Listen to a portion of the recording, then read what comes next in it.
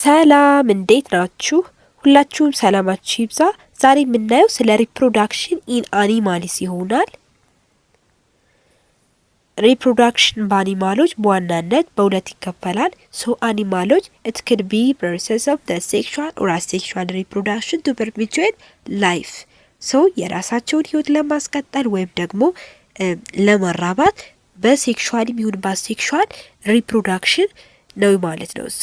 አሴክሹዋል ሪፕሮዳክሽን በባለፈው ቪዲዮ አይተናል። አሴክሹዋል ሪፕሮዳክሽን በዋናነት ሞስት ኮመንሊ የሚጠቀሟቸው የሪፕሮዳክሽን አይነቶች በዲክ ፍራግመንቴሽን እና ፓርቴኖጀነሲስ ናቸው። በዲክ እና ፍራግመንቴሽን በኢንቨርቴብሬቶች ናቸው ሞስትሊ በጣም ኮመን የሆኑ ናቸው። ፓርቴኖጀነሲስ ግን ኮንፈርቲላይዝድ የሆነውን ኢግ ወደ ኒው ኦፍስፕሪንግ ዴቨሎፕ በማድረግ ነው ሪፕሮዲስ የሚደረገው።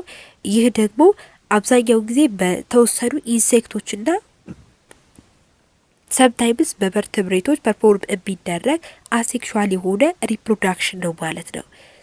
ቱዴይ ዊል ሲ ሴክሹዋል ሪፕሮዳክሽን። ሴክሹዋል ሪፕሮዳክሽን ማለት ምን ማለት ነው? ኢን ኮንትራስት ቱ አሴክሹዋል ሪፕሮዳክሽን ዳት ኢዝ ኒድ ኦፍ ዘ ፊውዥን ኦፍ ጋሜትስ።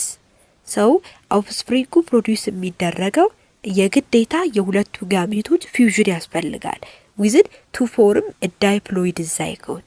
ዳይፕሎይድ የሆነ ዛይጎት ለመመስረት ሃፕሎይድ የሆነ ሴል ያስፈልጋል። ያ ደግሞ ወደ ማቹር ኦርጋኒዝም ስለሚቀይርልን ማለት ነው በሂደት ይህ የሁለቱ ጋሜቶች ፊውዥን ማለት ነው ፈርቲላይዜሽን ወይም ደግሞ ጽንሰት ተብሎ ይታወቃል። ይህ ጽንሰት ደግሞ ዳይፕሎይድ ሴሎችን ፎርም ያደርጋል። ይህ ዳይፕሎይድ ሴል ደግሞ መጨረሻ ላይ ዛይጎት ይፈጥራል። ዛይጎቱ ከተፈጠረ በኋላ ወደ ሌላ እያደገ ይሄዳል። ወደ ኢምብሪዮ ማለት ነው። እናያለን እያንዳንዱ ጋሜቱ ፊውዥን የተደረገው ጋሜት ሃፕሎይድ ይባላል። ከተደረገ በኋላ ፊውዥን ከተደረገ በኋላ ደግሞ ዳይፕሎይድ ሴል ይባላል። በዋናነት ሴክሹዋል ሪፕሮዳክሽን ጋር ሁለት አይነት ሴክሹዋል ሪፕሮዳክሽኖች አሉ። ያ ማለት ሁለቱ ፊውዥን ኦፍ ጋሜት ያስፈልጋል ማለት ፈርቲላይዜሽን ፎርም ተደረገ ማለት ነው። ያ ፈርቲላይዜሽን ደግሞ it could be ኢንተርናል ወይም ደግሞ ኤክስተርናል ፈርቲላይዜሽን ሊሆን ይችላል ማለት ነው። ኢንተርናል ፈርቲላይዜሽን ማለት እንግዲህ የሁለቱ ዩኒየን ያስፈልጋል ግን በሴቷ ውስጥ ነው። ይህ ኢንተርኮርስ የሚደረገው በሴቷ የመራቢያ አካል ውስጥ ነው ማለት ነው። the male sperm deposits inside the female reproductive organ. በፊሜሏ ሪፕሮዳክቲቭ ኦርጋን ነው ስቶር የሚደረገው ስፐርሙ መጥቶ ማለት ነው። ይህ ፊውዥን ቴክ ፕሌስ የሚደረገው የት ላይ ነው ማለት ነው? ፊሜሏ ኦርጋን ላይ ነው። ለምሳሌ ይህን የሚያካሂዱ ኦርጋኒዝሞች ማማሎችን ብንወስድ፣ ኢንሴክቶችን እና ሬፕታይሎችን ብንወስድ ኤክሰትራ የተለያዩ ኦርጋኒዝሞች አሉ። በዋናነት ማማልስ፣ ኢንሴክትስ እና ሬፕታይልስ ኢንተርናል ፈርቲላይዜሽን ያካሂዳሉ። ኤክስተርናል ፈርቲላይዜሽን የምንለው ደግሞ የሁለቱ ዩኒየን ያስፈልጋል። the fusion of gametes we must need ያስፈልጋል። ነገር ግን both male and female release the gamete into the water. ይሄ ፈርቲላይዜሽን የሚካሄደው ውጫዊ ጽንሰት የምንለው ውሃ ውስጥ ነው የሚካሄደው። ለምን? ምክንያቱም ሴቷ እንቁላሎቿን ሪሊዝ ለማድረግ ይመቻት ዘንድ ውሃ ውስጥ ነው የምትለቀው። ይሄን እንቁላል ከለቀቀች በኋላ ያ ሜሉ ደግሞ ስፐርሙን አምጥቶ ይለቀዋል ማለት ነው። ይህ ማለት ላይክ ምን መሰላችሁ? when in this way like ፍሮጎችን ብንወስድ when ኢንተርኮርስ በሚደረግበት ጊዜ ማለት ነው። ኢንተርኮርስ በሚደረግበት ጊዜ ሜሏና ፊሜል ጋሜት አለ። ፊሜሏ ኢጓን ሪሊዝ ለማድረግ መጀመሪያ the male gamete the raises from that's her body ከሷ በዲ ሬይዝ ይሆናል። ከዛ ሬይዝ ከሆነ በኋላ እንቁላሎቿን ወደ ውሃ ውስጥ ትለቃለች። እንቁላሎቿን ውሃ ውስጥ እንደለቀቀች እሱ ደግሞ ሄዶ ስፐርሙን ወይም ነባዘሩን ያፈስበታል። ከዛም በኋላ ዋተር ውስጥ ሴክሹዋል ኢንተርኮርስ ተፈጠመ ወይም ደግሞ የሁለቱ ጋሜቶች ፊውዥን ተፈጠረ። ከዛ ይህ ደግሞ ኤክስተርናል ፈርቲላይዜሽን ነው ማለት ነው። ዛይጎቱ ፎርም ይደረጋል በየት ላይ? በውሃ ውስጥ ማለት ነው። ፊሜሏ በዲ ውጭ ነው ማለት ነው። ሶ ከፊሜሏ በዲ ውስጥ አይደለም፣ ኢንተርናሊ አይደለም። ለዛ ነው ኤክስተርናል የተባለው። ሶ የፈርቲላይዜሽን ቻንስ ደግሞ በጣም ይጨምራል። ምክንያቱም በጣም ብዙ እንቁላሎችን ስለምትለቅ ከነዛ እንቁላሎች ላይ የሆነ ኢንተርኮርስ የመፍጠር እድሉ በጣም ከፍተኛ ነው። ምክንያቱም ብዙ ነው ቻንሱ ማለት ነው። ሶ ዘ ፊሜል ጋሜት ዛት አር ኖት አሚኒየቲክ። አሚኒየቲክ ማለት ምን ማለት ነው? ሃርድ ሼል የሆነ ወይም ደግሞ በጠንካራ ሽፋን የተሸፈነ አይደለም። ፍሮጎችን ብንሄድ ለምሳሌ ውል ሲኔክስ ቀጣይ የምናየው ቢሆንም ፍሮጎች ጋር ስንሄድ ፍሮጎች የተሸፈነው እንትናቸው አሚኒየቲክ በሆነ ኢግ አይደለም። ያ ማለት በምንድን የተሸፈነው ጄሊ ላይክ የሆነ ሰብስትራንስ ነው። ምክንያቱም ውሃ ላይ ወይም ደግሞ የሆነ ፓርት ላይ ስለሚጥሉት ያንን እንቁላል ከተለያየ ድርቀት ማለት ነው እንዲጠብቃቸው፣ ከድርቀት ማለት ነው ከተለያየ ነገር እንዲጠብቃቸው ጄሊ በሆነ ዘለግላጋ ፈሳሽ በሆነ ነገር ነው የተሸፈነው ያ እንቁላላቸው። ስለዚህ አሚኒዮቲክ አይደለም። ሶ ራዘር ኢት ኢዝ ከቨርድ ባይ ጄሊ ላይክ ሰብስታንስ የተባለው ለዛ ነው። ሶ ይህ ደግሞ ኢጋቸውን ከድርቀት ለመጠበቅ ያስችላቸዋል ማለት ነው። ሶ ኤክስተርናል ፈርቲላይዜሽን ከኢንተርናል ፈርቲላይዜሽን ይልቅ ኢንዲስ ወይ ኒመሬስ ጋሜቶች ሪሊዝ ስለሚደረጉ ዳት ኢንክሪዝ ዘ ቻንስ ኦፍ ፈርቲላይዜሽን የሚለውን ኮንሰፕት መያዝ አለባችሁ። ኦኬ ይህ ደግሞ አንደኛ ድራይንግ አውት እንዳይሆን ወይም ደግሞ እንዳይደርቅ ይጠብቀዋል። ጄሊ ላይክ ሰብስታንሱ ማለት ነው። ከዛም በተጨማሪ it helps to egg stick together to escape from the web of the water current። ያ ማለት ኢጉ ስቲክ ቱጌዘር እንዳይሆን እንዳይጣበቅ ይረዳል። ሶ ዋተር ከረንቱ ሙቭሊ ፍሪሊ ሙቭ እንዲያደርግ ሪሊዝ በሚደረግበት ጊዜ ስፐርም ጋር ፊውዥ ለመፍጠር ወይም ደግሞ ለመገናኘት በአግባቡ ሪሊዝ እንዲደረግ ስቲክ ቱጌዘር ከመሆኑን ባሻገር በአጠቃላይ ፊውዝ እንዲያደርግ ምቹ ሁኔታን ይፈጥራል ማለት ነው። ሶ በእነዚህ የሚያካሂዱት ፊሾችንና ፍሮጎችን መጥቀስ እንችላለን ማለት ነው። ሶ ፈርቲላይዜሽን ከተፈጠረ በኋላ ደግሞ ምን አለ ምን ይፈጠራል የሚለውን ደግሞ the next process በጣም ሰፊው ፕሮሰስ ያለ እዚህ ጋር ነው። ሶ the sperm nucleus merges within the egg nucleus to form the diploid nucleus or the zygote።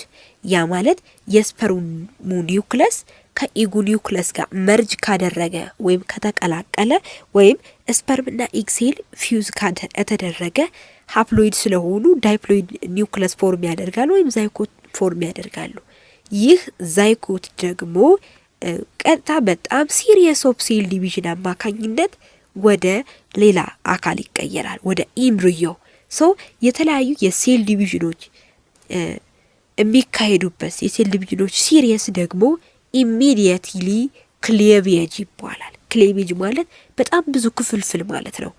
በጣም ብዙ የሴሉ ክፍልፍል ነው እያደገ ሲሄድ ወይም ደግሞ ሪፕሮዲዩስ ከተደረገ በኋላ እያደገ ሲሄድ ያለው ነገር የብዙ ሴል ዲቪዥኖች ሲሪየስ ይፈጠራል። ያኔ ያ ደግሞ ክሌቬጅ ይባላል። ሶ ኢን ዚስ ታይም ማይቶቲክ ሴል ዲቪዥን ላይ ነው እዚህ ጋር ያለ ነው። እንግዲህ during this mitotic divisions rapidly increases the number of cells። ይሄ የሴሉን ቁጥር እየጨመረ ነው የሚሄድ፣ ምክንያቱም ዲቫይድ እያደረገ ስለሚሄድ አንድ ኖርማል ሴል ነበር፣ ከዛ ወደ ሁለት ሴሎች ይፈጠራል፣ ከዛ እንደሆነም ሁለት ፎርም እያደረገች ትሄዳለች። ይሄ ኢንክሪዝ ዘ ነምበር ኦፍ ሴል እየጨመረ ይሄዳል። ነገር ግን ሴሉ ሳይዙ አይጨምርም፣ ቁጥሩ ነው እየጨመረ የሚሄደው። ሪፕሮዲዩስ እያደረገ ነው የሚሄድ እንጂ ሳይዙ አይጨምርም። እዚህ ጋር ሴል ዲቪዥን ሲባል የሴሉ ሳይዝ አይደለም እያደገ የሚሄደው፣ የሴሉ ቁጥር ነው የሚጨምረው። ይህን ማወቅ አለባቸው። ሶ in this way this dividing cells the further increases። ከዛ ይሄ የሴሎች ዲቪዥን አሁንም እየጨመረ ይሄዳል። ከዛ ሃሎ ቦል ኦፍ ሴል በጣም ሃሎ ቦል ኦፍ ሴል ይፈጥራል። ያ ደግሞ ብላስቱላ ይባላል። ሃሎ ቦል ኦፍ ሴል ፈጠረ ማለት እየተከፋፈለ ሲሄድ ማለት ነው። with dividing cells further increases the number of cells but not grow ማለት ነው። እዚህ ጋር ኮንሰፕቱን ልትይዙት ይገባል። ዘን ይህ ብላስቱላ ደግሞ ኢንዋርድ ወይም ደግሞ ወደ ውስጥ ኮላፕስ ይደረጋል ወይም ይፈራርሳል ወይም ይጣበቃል። ከዛ ወደ ጋስትሩላ ሪኦርጋናይዝ ይደረጋል ባይ ዘ ፕሮሰስ ኦፍ ጋስትሩሌሽን። በጋስትሩሌሽን አማካኝነት ጋስትሩላ ፎርም ይደረጋል። ባይ ዘ ጋስትሩላ በጣም ሲሪየስ ኦፍ ሴል ዲቪዥን ነው ፎርም የተደረገው። ከዛ ይህ ጋስትሩላ ጀርም ሊየር ይባላል ወይም ደግሞ መልቲ ሊየርድ ኢምብሪዮ። በጣም ብዙ ሊየር ነው ዲቪዥን ተደርጎ ነው የተፈጠረው። ሶ ይህ ደግሞ የተለያዩ ጀርም ሊየሮችን ይዟል ስንል በዋናነት 3 ጀርም ሊየሮችን ኢንዶደርም፣ ሜሶደርም እና ኤክቶደርም ማለት ነው።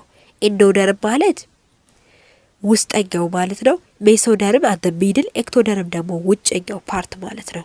ሶ እያንዳንዱ ጀርም ሌየሮች ደግሞ በጋስትሩሌሽን ጊዜ ዱሪንግ ጋስትሩሌሽን ፎርም ይደረጋሉ።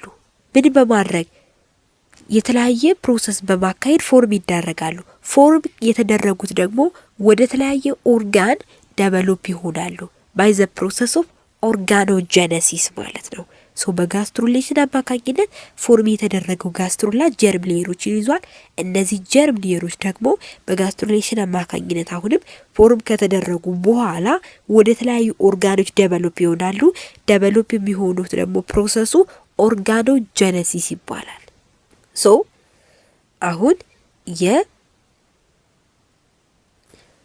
ሶስቱ ማለት ነው የሶስቱ ጀርም ሌየሮች ልዩነት ምንድነው የሚለውን ስንረዳ ኢንዶደርም ማለት that forms the lining of the urinary system የዩሪናሪ ሲስተም ወይም ደግሞ የኤክስክሬተሪ ሲስተም ላይኒንግ ነው።